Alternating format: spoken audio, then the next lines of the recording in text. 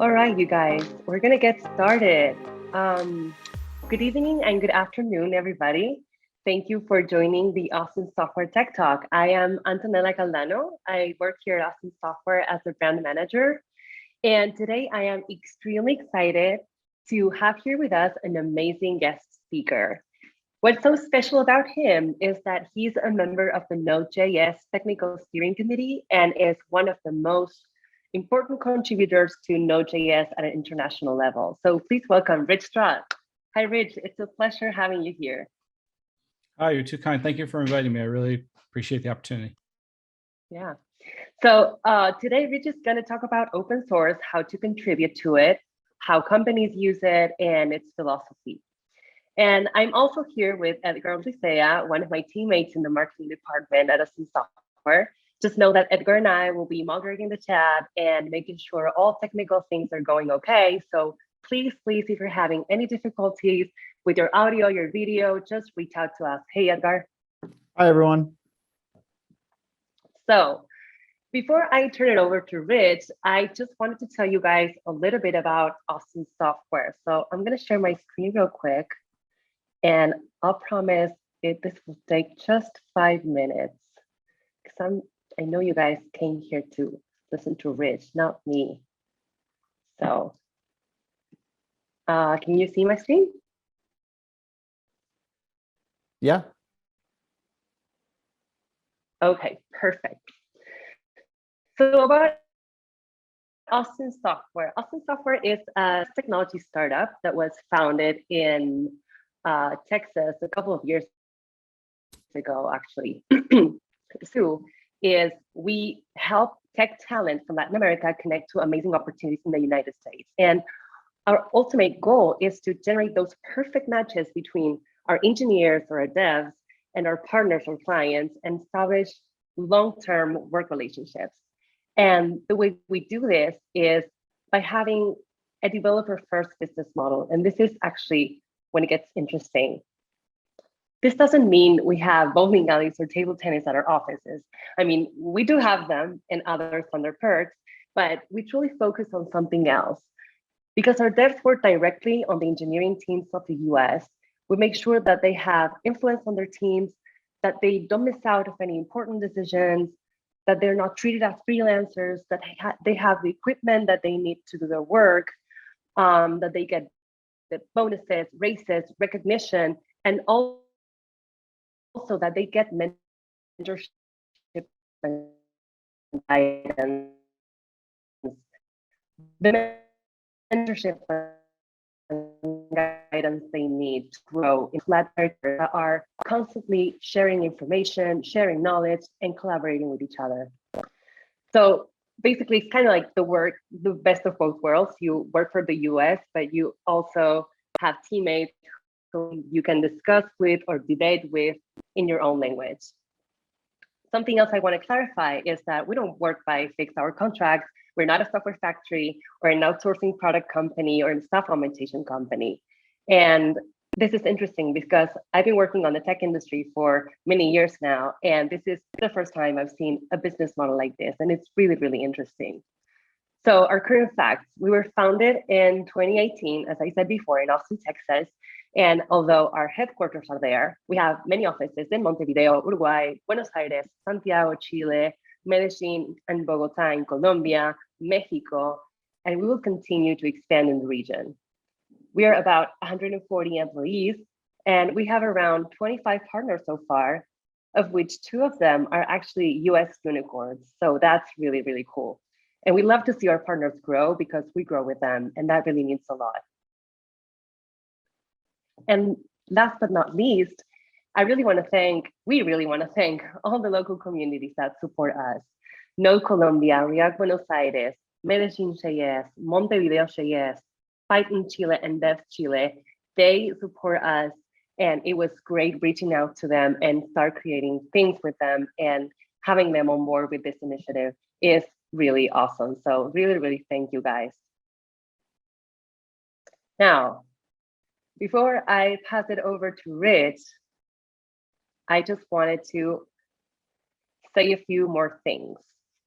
I would like to remind you guys that this session is going to be recording. And secondly, you can submit your questions in the chat or in our Q&A panel. We'll gather them with Edgar, and then we'll have a quick Q&A session at the end of Rich's talk. So now let's get to it. And please, Rich, take it away. The floor is yours. Okay, thank you so much. And thank you, Austin Software, for making this event possible and inviting me. Let's see, all good? You can see the screen? Yep. Okay, super. Can. So hello, friends, and thanks for coming to listen to me give a talk that isn't about Node. If you're hoping I would talk about Node, you can go look at some talks online, I guess. I'm sorry. But actually also kind of don't worry, because this talk isn't not about Node. And we're going to do some quick disclaimers if I figure out how to advance my slides. There we go. So yeah, okay, tech difficulties resolved. The views expressed tonight, depending on your time zone, I guess, are my own and not necessarily those of my employer. And my employer, by the way, is the University of California, San Francisco, and they are awesome. The views expressed are my own and not necessarily those of Node. And there are approximately 100 other maintainers of Node, and thankfully we all don't see everything the same way. And the views expressed are my own and not necessarily those of anyone else. No one involved in this event necessarily shares these views, but maybe they do, I don't know. You'll have to ask them. So with that out of the way, let's talk about the world. The world is an amazing place, but it's also a complete disaster. And open source software has a critical role to play in ensuring a better future. Now, there are a lot of assumptions packed into those last 2 or 3 slides, but let's face it, if you're attending this talk, especially if it's at a Node or Python themed event, chances are good that you are already on board with the idea that open source is a good thing. Participating in open source can be a career enhancing activity for individuals, and it can be a brand enhancing activity for companies and other organizations. But that's not what I'm talking about. I want to talk about the inspiration that's needed to make it your mission to advocate for open source, especially advocating for it to employers, which isn't always easy. If I was giving a presentation on clean drinkable water and made it my mission to convince you that clean drinkable water was a good thing, that would be a very dull and not particularly useful presentation. However, if as a result, you made it your mission to take concrete action to expand access to clean water because there are people who don't have it, then that would be a presentation worth giving. So that's kind of what I'm going for. Now, in a lot of ways, open source has quote unquote won. Everyone uses open source. Certain businesses are just built entirely on open source, which is great and all that stuff. But there is still an awful lot of critical, widely used open source software that is either hanging on by a thread or else not being maintained at all.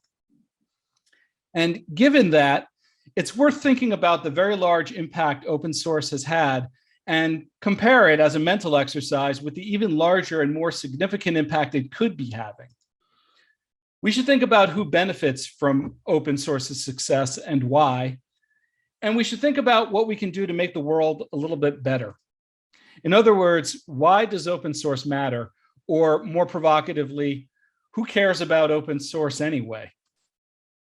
So before I go any further, I want to acknowledge that there is some pretension going on here. I'm a guy who writes code, and there are a few other things I do that are pretty okay, I guess. My homemade pizzas are really good.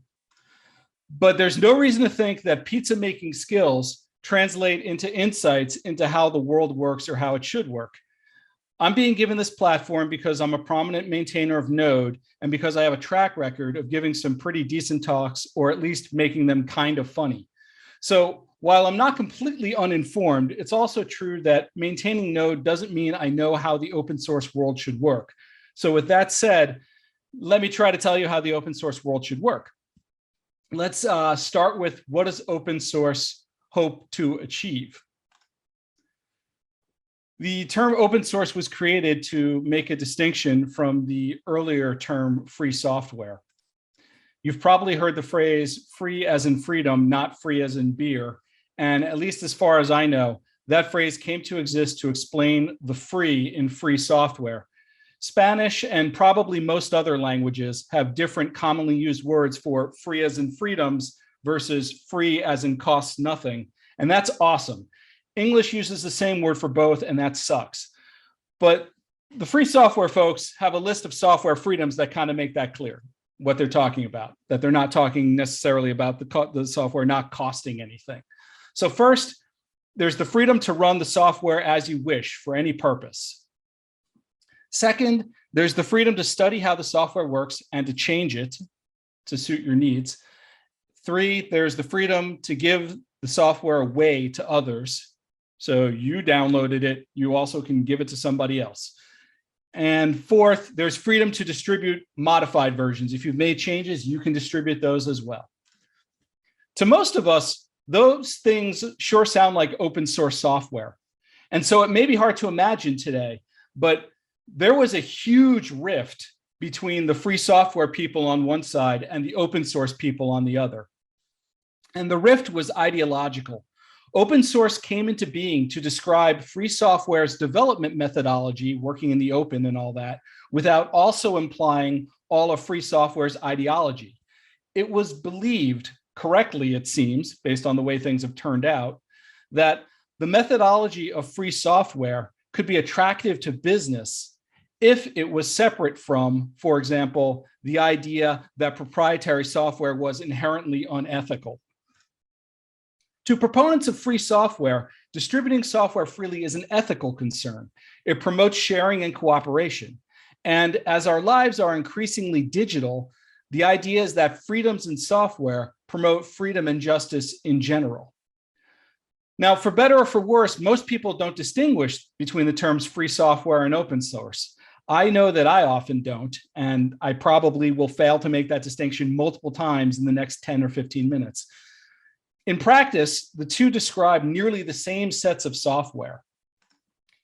And yet, when people talk about open source, they often end up almost by accident, including ideology and ethics in with open source, even though open source kind of was trying to separate itself from that stuff. Open source as we know it today has at least a vague ideology, or at least, like I said, that's how it seems to me. For example, open source culture has evolved to incorporate a code of ethics. It may not be universal within open source, but it predominates. There are norms. For example, attempts to include a code of conduct in software projects just a few years ago would often face fierce resistance. Now, maybe I'm in a bubble, but I don't think you tend to hear about that sort of opposition much anymore. Inclusion of, or at least non-opposition to, a code of conduct is now an open source norm. Now, whether the inclusion of a code of conduct is meaningful or merely performative is an important question. I think a lot of people don't think about why they're using a code of conduct very deeply and what sorts of things they're trying to achieve. Like, okay, are you adding a code of conduct just so that everybody will be nice to each other and maybe that'll help collaboration a little bit? Or are you adding a code of conduct because you want to support and assist populations that would otherwise be underrepresented in projects such as yours? And so on and so forth. There are a lot of questions like that to think about. And to explore them would require way more time than we have here today. But I don't know, that might be a good talk by itself. But let's just accept for the moment that these norms are acted upon thoughtfully by everyone. Even if you accept that, the reality is that open source doesn't always work as advertised. And it's up to all of us as open source users and hopefully contributors to do something about it. You and everyone you know, whether you realize it or not, are open source users. So you and everyone you know, so basically everyone, whether they realize it or not, have a stake in all of this. Now, everyone includes a lot of people, which brings us to the saying that you may have heard that with enough eyes, all bugs are shallow. The idea is that if your source code is available to the world, then users will be looking at it. and they'll be using it and they'll find bugs. And if it's open source, a lot of people will be working on the code and the bugs will therefore be easily fixed. And it turns out that this is how it works sometimes, sort of. There are studies that have indicated that active open source projects release patches faster than proprietary software, for example. However, the lots of eyes thing is not how it always works out. And in 2014, one of the most catastrophic bugs in the history of the web was disclosed in an open source project. It was called Heartbleed, and it had existed in the OpenSSL project for over 2 years. Heartbleed allowed attackers to see encrypted web traffic as if it was not encrypted at all. And this was there for 2 years. So this is a disastrous bug for all sorts of applications, from e-commerce to basically everything you can imagine being on the web. So about 2/3 of the web servers on the internet at the time ran OpenSSL. And I very much doubt that that percentage has declined much in the intervening time. And in fact, I guess it's probably gone up since then. There's probably more servers percentage-wise running OpenSSL, certainly more servers, just because there are more servers on the internet. But anyway, as you might guess from its name, and because I said it 2 slides ago, OpenSSL is open source software.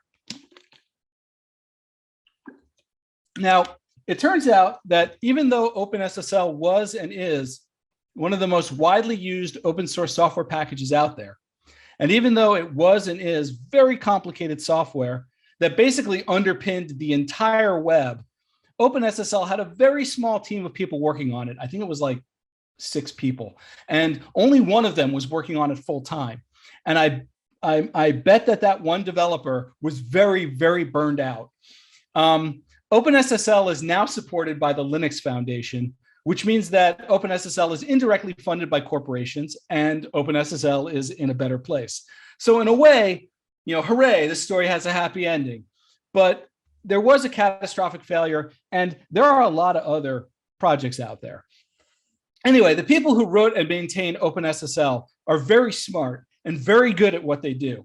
Cryptography software requires significant knowledge and skill, and you usually don't end up on 2/3 of the world's web servers by doing a terrible job. But they were enormously under-resourced given the value that was being extracted from their software. They weren't and aren't getting famous or wealthy, even though their software was and is being used to make a lot of other people a lot of money. And then this bug happened. Now, the whole Heartbleed thing itself is worth a talk. There are a lot of lessons to take from it. The OpenSSL team was and is amazing, and yet it also managed to be responsible for one of the most serious bugs in the history of the internet. That is in part due to the popularity of OpenSSL. The bug was serious because OpenSSL was so widely deployed. The moral of the Heartbleed story is usually framed as sustainability or something like that, the tragedy of the commons, the need for more resources to go to open source projects and all of that. And I agree. But there's something that sometimes goes unsaid. Years of experience has taught me, and probably most of you as well, that while a lot of open source software may be buggy, proprietary software is also incredibly buggy. But you can't do anything about it other than wait for the proprietor to tell you what to do. At least with open source, you can evaluate a patch and apply it yourself, for example. In short, Heartbleed doesn't show the weakness in open source. Instead, it shows that maybe we need to recommit to those ideological things a bit more. If there's going to be bugs like Heartbleed, and there is going to be bugs like Heartbleed, isn't it better to be able to have the freedom to modify the code to fix it rather than being at the mercy of a vendor to deliver a patch? But let's move on from code to culture. It's sometimes suggested that open source levels the playing field.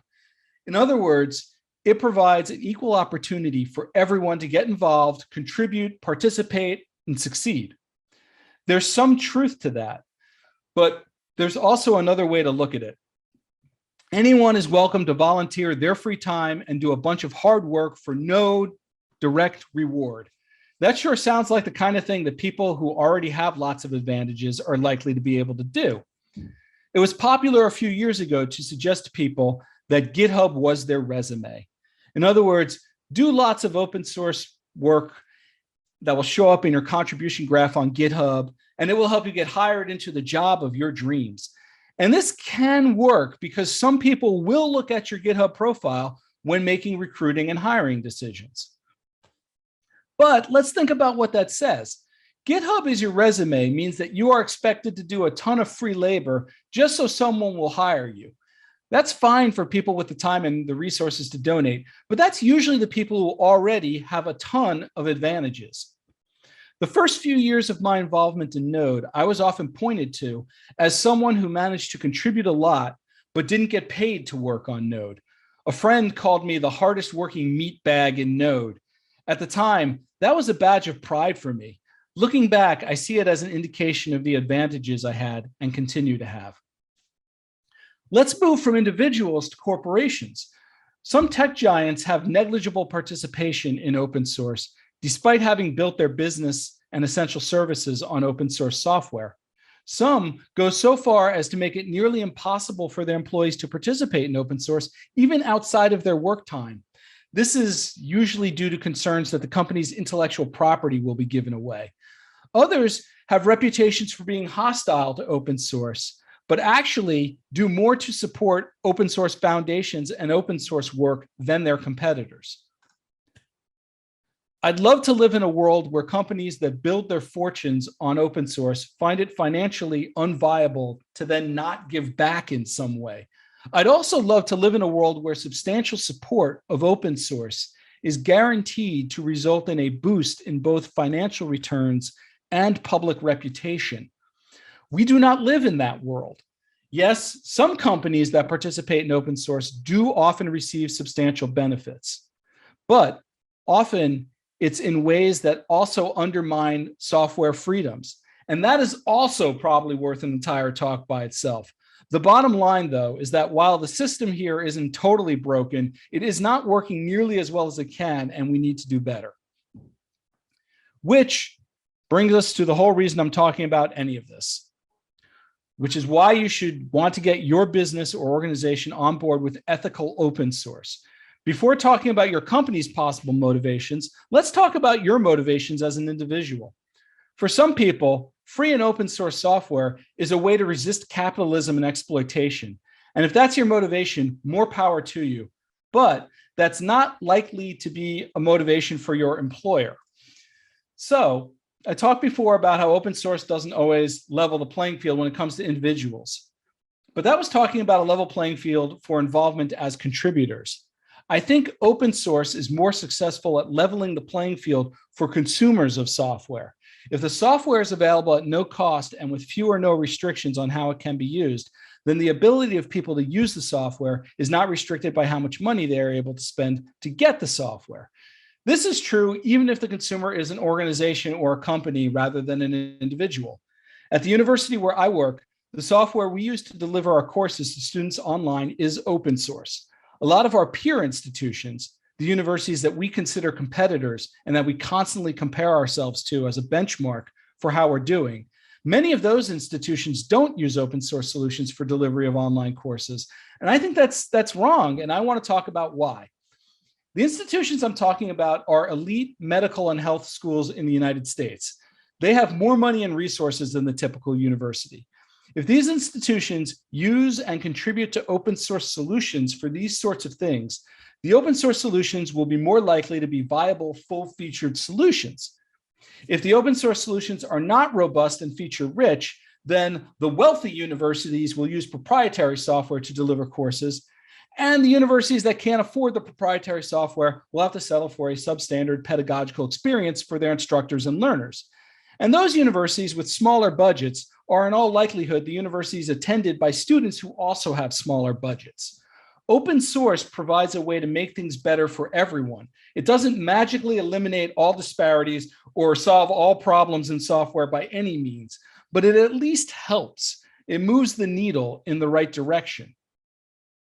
I recently had the opportunity to show our learning management system, the online course delivery system that I was talking about, learning management system, or LMS, in a panel discussion with people from 3 other peer institutions who also showed their LMSs. The big impression my team got from looking at everyone else's learning management systems was this: the differences are small. You can see what I did there on the slide. The font size. Was not a mistake. Haha, fooled you. I mean, sure, some of the LMSs looked a little more clunky than others, and this or that feature was more slick in this or that platform. But for the most part, they all had the same features. They all had the same dashboards and other interfaces. But here's something we have that the people paying vendors to host proprietary LMSs don't have. We know exactly how our LMS uses our data. We know because we have the source code and we run it on our servers. So we know that students and instructors will not be marketed to based on their activities in the LMS.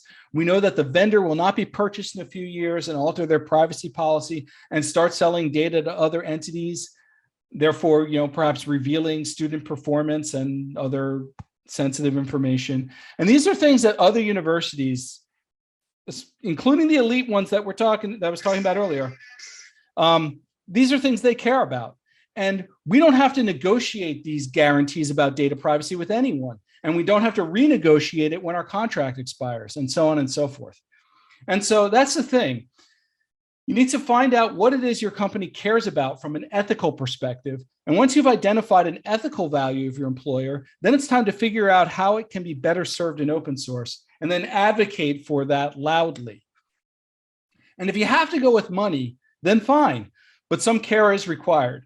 Like, sure, your company might like it that the software is free, but that's just as a consumer of the software. It doesn't help anyone if your company decides that they're going to take everything they can from the open source commons and give nothing back.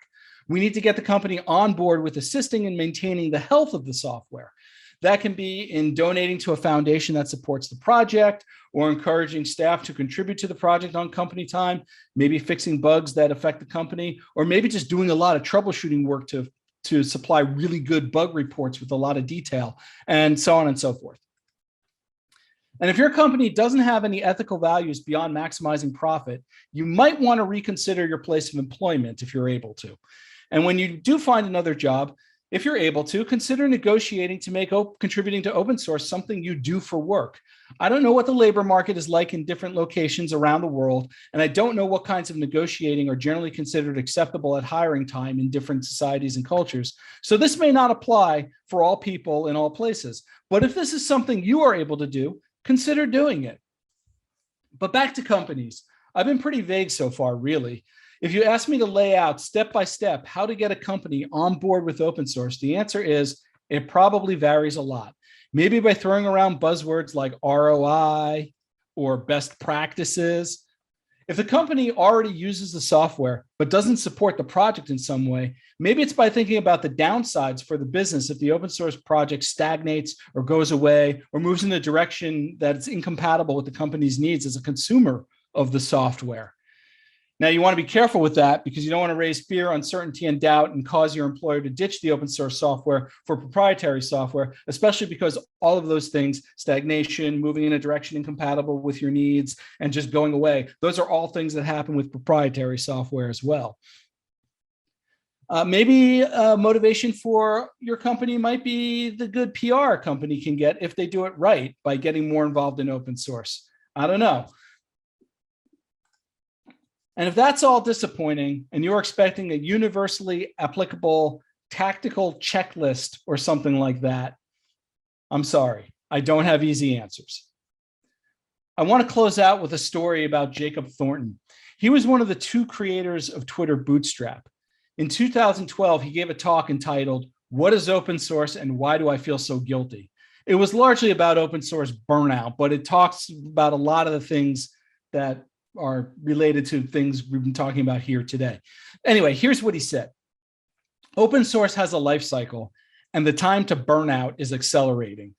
There's time to revolt and do something extreme and make things a million times better. It's up to you, everyone in this room. If you don't fix it in like a month or something, I'm freaking out. And I replaced an expletive in that last sentence, but you get the idea. Anyway, nothing extreme happened. And as far as I can tell, Jacob Thornton is not involved in open source anymore. Now, while I'm not issuing an ultimatum like that, I will say this. If you want to do something radical to make things a million times better for open source, I want to help, and I'm not hard to find.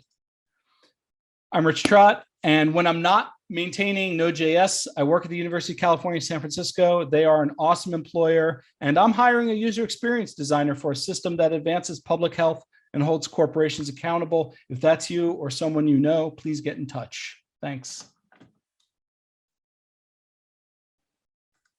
Thank you, Rich. That was very, very interesting. Thank you for sharing.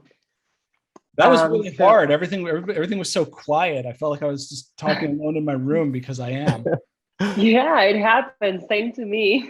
That was great. I have a question, Rich, that it might be interesting for our audience to hear your thoughts on this. So what if someone wants to contribute to open source? Where should they start? Like what's your input on this? So you'd think I'd be prepared for this question. But it really depends on a lot. I mean, a lot of factors. If you have the time to to really dive in, there are a lot of open source projects that have sort of on ramps to contribution. So for Node, I created a website called nodetodo.org. So I'm just going to throw that in the chat. But it's sort of my best attempt at distilling down step by step how to get involved with contributing code to Node. Now, open source contributions are often thought of as code contributions, but in fact, contributions take lots of forms that people often forget about. Documentation is an obvious one, but there's also filing high quality bug reports is something that's really undervalued, and filing bug reports is really high quality ones, and doing a lot of back and forth with maintainers to troubleshoot and get to the bottom of things is a really good way to learn how that project works and perhaps get involved in fixing it. And I see someone else just posted 24pullrequest.com, which is I believe that's the annual sort of advent calendar, December 1st through 24th of contributing to open source projects. And it has a lot of projects that have issues labeled as good first contribution and things like that. So that's an excellent suggestion. But I will say one last suggestion, which is find someone you know and like who's already in open source, and you don't have to actually you don't have to know them. Find someone you like and just reach out to them and say, this is what I'm, provide a lot of details. Say, this is what I'm interested in. This is what I want to do. Can you help me? You might have to reach out to 3 or 4 people, but there are a lot of us who like to help people who reach out. And that's a really great way to get involved, I think. Yeah, absolutely. Okay, so we thank you for answering that. We have another question actually coming up in the chat that says, how do you promote your open source project so to increase visibility without spending money? I wish I had a good answer for that. So instead of creating an open source project and promoting it, I joined a pre-existing open source project that already was high profile. Node was already IOJS and Node were already well established when I joined.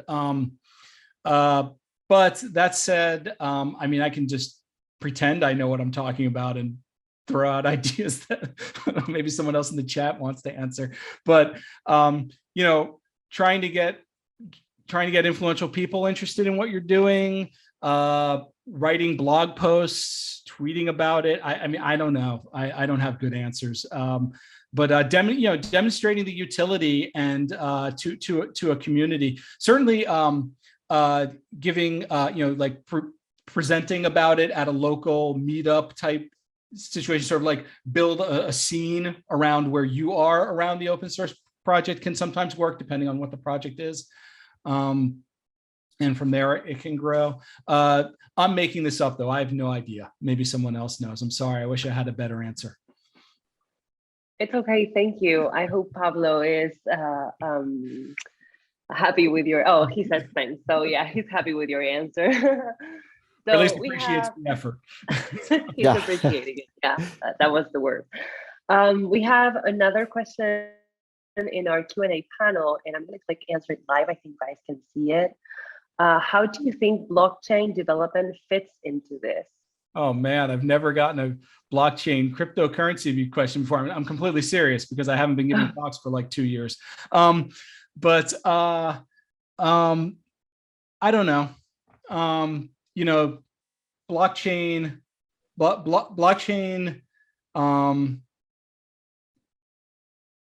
I can imagine a lot of uses for blockchain, and I don't know how many of them are practical and feasible because I don't experiment with blockchain directly myself.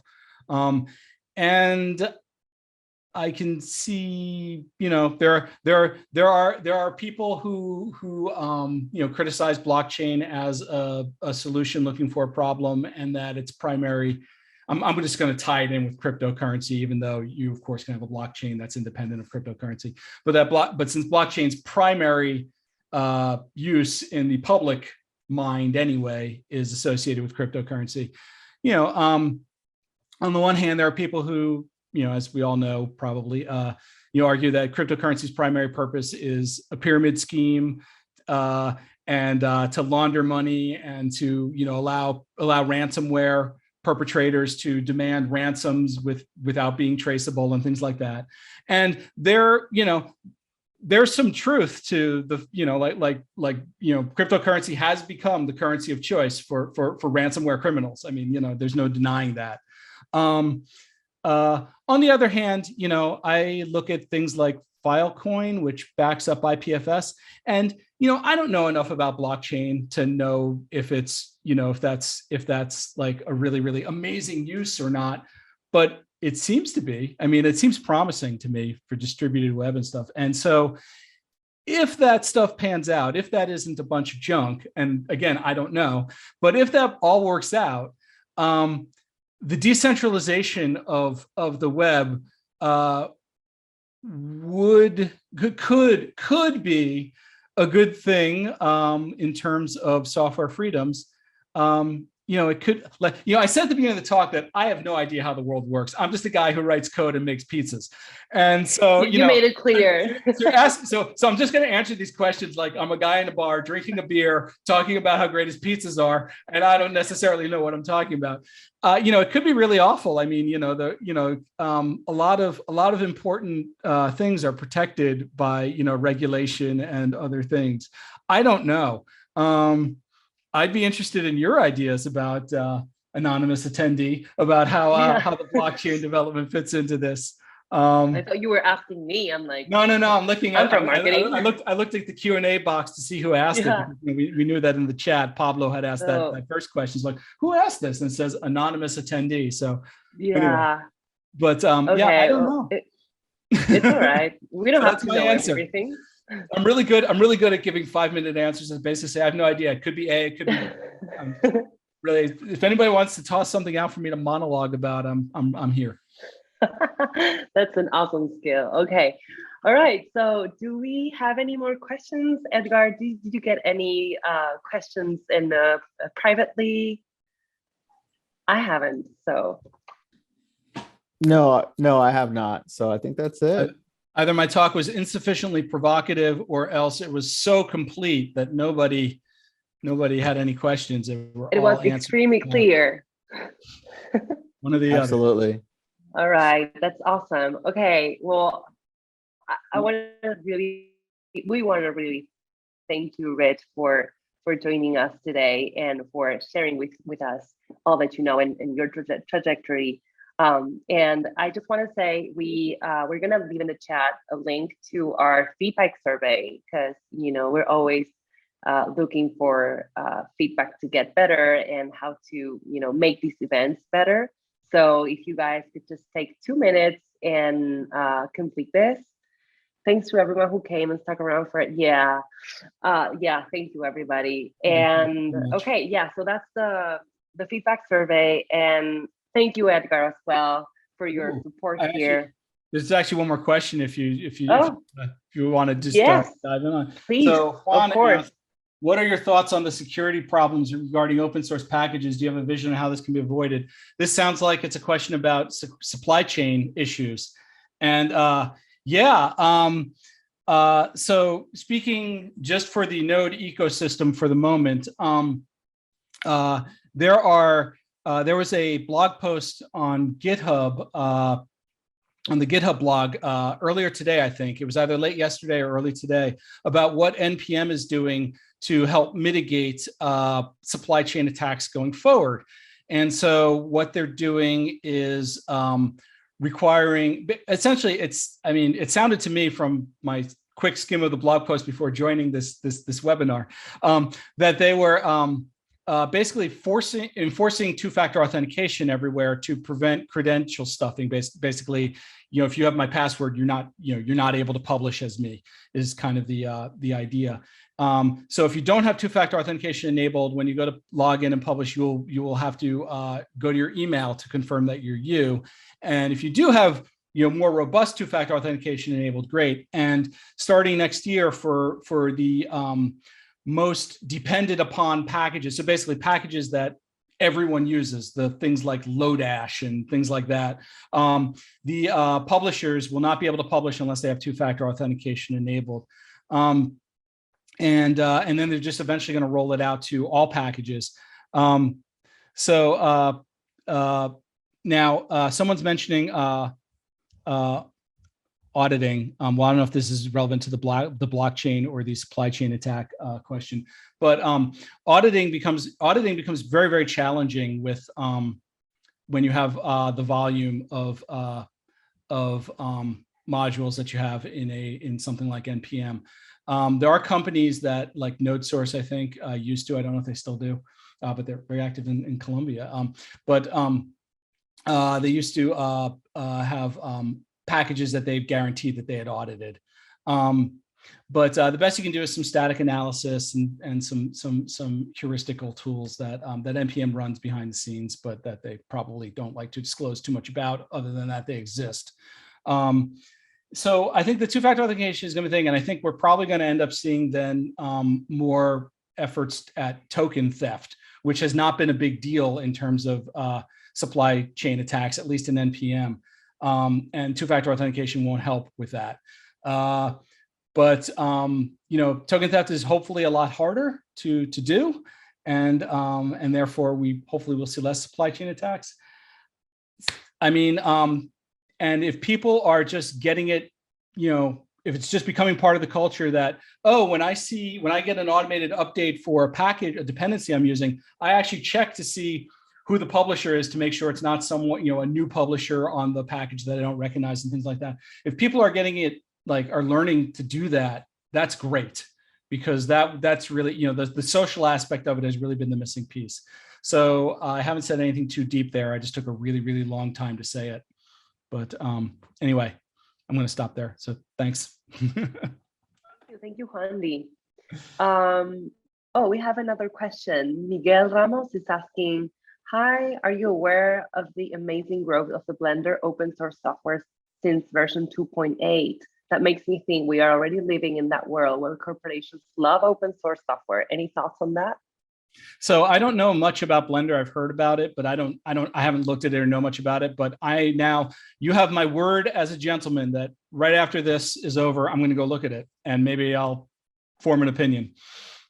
But thank you for the question. I wish I had a more thorough answer than that, but I don't. Thank you, Miguel. All right, so I don't see any more questions. Please provide feedback on this talk. Yes, thank you, Edgar, for that reminder.